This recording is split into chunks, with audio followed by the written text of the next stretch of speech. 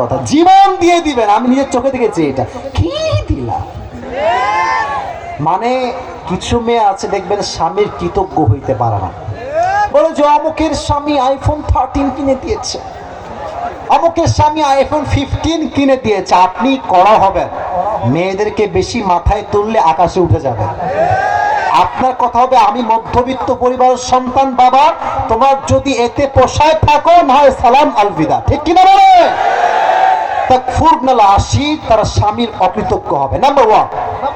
Number 2, কিয়ামতের পূর্বে এমন কিছু মেয়ের আবির্ভাব ঘটবে, যেই মেয়েরা রাস্তায় হাঁটবে, ড্রেসও পরবে, পোশাকও পরবে, বাট তাদের ড্রেস এতটা উলঙ্গ হবে, এতটা টাইট হবে, এতটা ফিটিং হবে, জামা পরিধান করার পরেও মনে হবে একটা উলঙ্গ ন্যাংটা মেয়ে রাস্তায় হেঁটে বেড়াচ্ছে। এটা আপনি চুয়াডাঙ্গায় খুব ভালো বুঝবেন না, ঢাকায় গেলে বুঝবেন। আমার আব্বাজান হাসতেছে, ঢাকার অবস্থা খুবই খারাপ।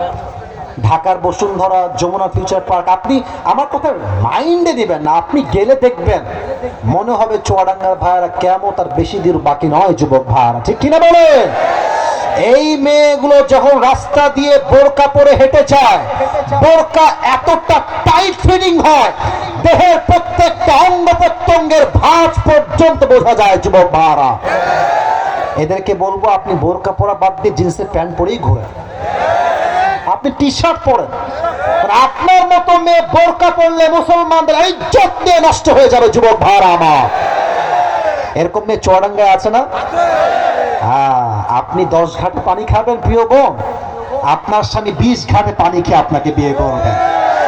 আপনি চরিত্রহীন নিকৃষ্ট হবেন, আপনার স্বামীও চরিত্রহীন হবে। যুবক ভাইরা আমার, আল্লাহ এই 2 ধরনের মেয়েদেরকে হেদায়েত দান করুন। সকলেই দিল খুলে জবান খুলে পড়ান। হিসাব দিবসের চ্যাপ্টার এখানে শেষ করছি। এবার আসেন 3 নাম্বার।